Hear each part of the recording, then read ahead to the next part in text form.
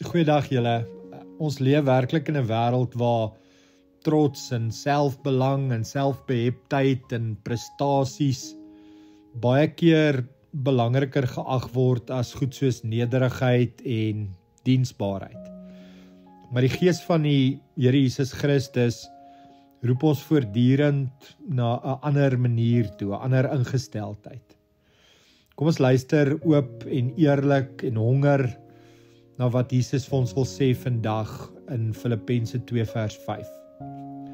Julle gesindheid moet soos Jesus Christus sin wees. Ek lees dit weer vir jou.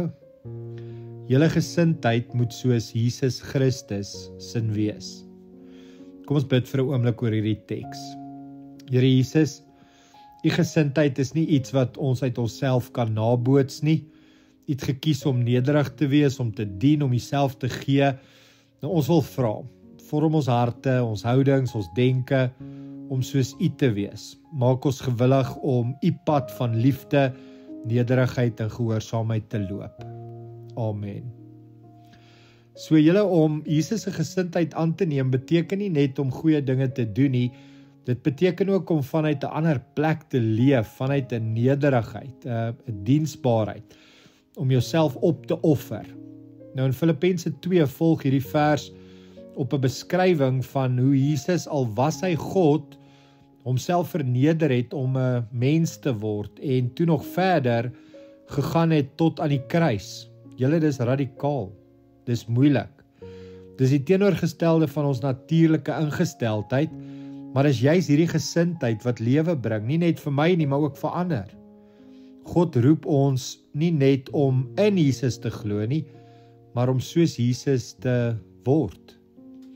Ek gaan jou 'n oomblik van stilte gee waar ek wil hê jy moet aan die volgende vraag dink.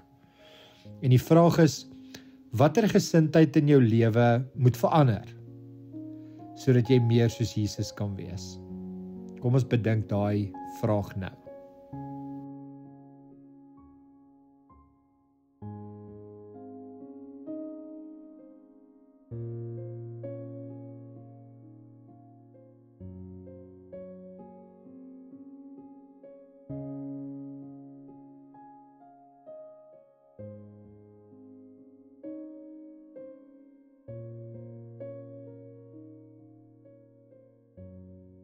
Kom ons bid saam julle. Here Jesus, u het nie gekom om gedien te word nie, maar om te dien. U het uself verneder nie omdat u moes nie, maar omdat u ons liefhet. Ons wil meer soos u wees, ons wil u hart dra, nie net in wat ons sê nie, maar in die manier hoe ons leef. Here, breek trots af, breek selfgeregtigheid af. Bou in ons 'n gesindheid van deernis, gehoorsaamheid, nederigheid en liefde. Mag mense in ons die hart van Christus sien. Ons kan dit nie uit onsself uit doen nie, maar u gees in ons kan dit binne in ons verander en binne in ons reg kry, Here.